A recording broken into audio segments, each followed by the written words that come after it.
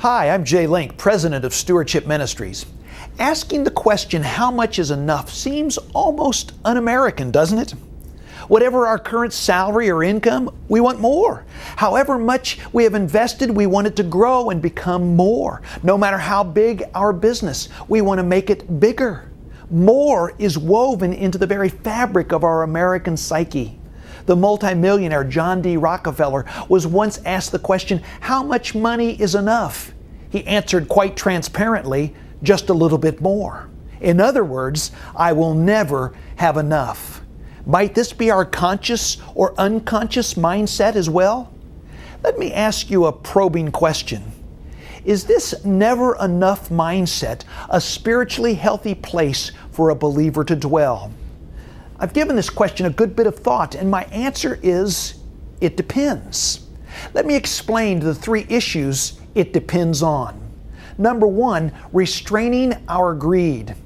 Reading Luke 12:15, I noticed something I had never seen before.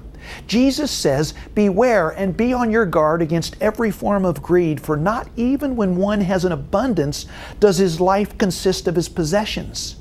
What caught my attention for the first time was the phrase, every form of greed. Jesus is informing us that there are multiple manifestations of greed. The word greed literally means wanting more or eager for gain. Greed is as open-ended as Rockefeller's answer. With greed, enough will never be enough. Greed always wants more. It is not limited to just material things either. Consider this list of various forms of greed: more money, more power or control, more pleasure, more leisure, more food, more fame. Greed can be like drinking salt water. The more you drink, the more thirsty you become. It never satisfies. Greed has two illegitimate children that you have likely met at some point in your life. Their names are envy and covet. Envy makes us unhappy because we don't have what others have. Envy drives us to keep up with the Joneses. It is what makes us discontent until we can get the same things that others have. We cannot rejoice when others get something because we don't have it too. Covet is the more sinister of the two. It actually wants to take from another person what he has. In other words, my gain will be at your loss. Ahab coveted Naboth's vineyard in 1 Kings 21. He didn't want a vineyard like Naboth's, that's envy. He wanted Naboth's vineyard, covet. In Exodus 20, we are told not to covet our neighbor's house or his wife. It is not that we want a house or a wife like our neighbor, envy. It is that we want the very house and his very wife, covet. David coveted Uriah's wife, Bathsheba, in 2 Samuel 11. He didn't want just a woman like Bathsheba, that would be envy. He wanted Bathsheba, covet.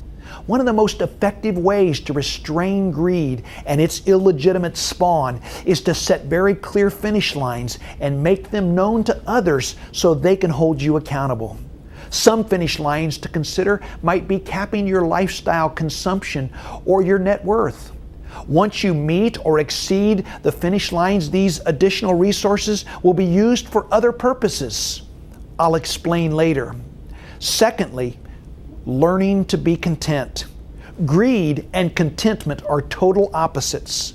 A greedy person will never be content, and a content person will never be greedy.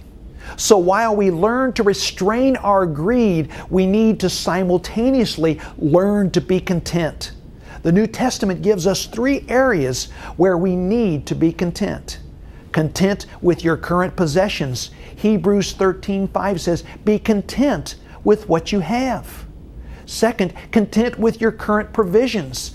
1 Timothy 6:6 says, if we have food and covering, with these we will be content.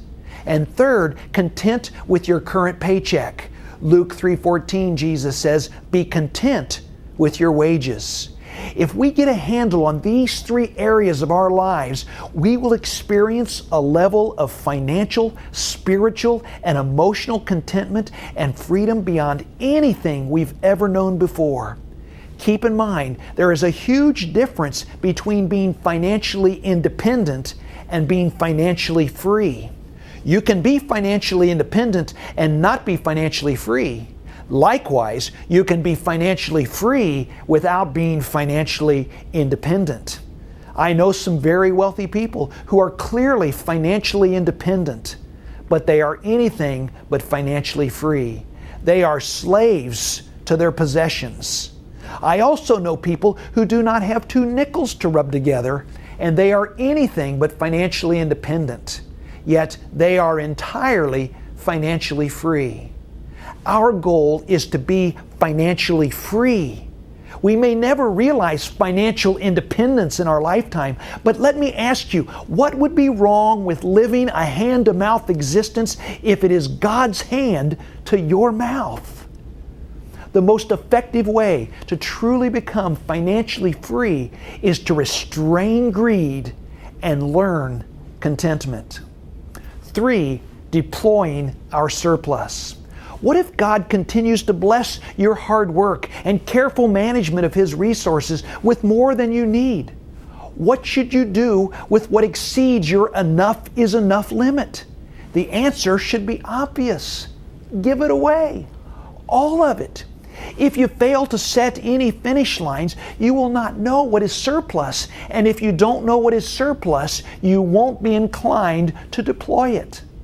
I have talked to more than one financially independent person who has expressed a concern that he or she might need all they have later in life, and so they were unwilling to deploy their surplus because there was a chance, however remote, it might be needed later.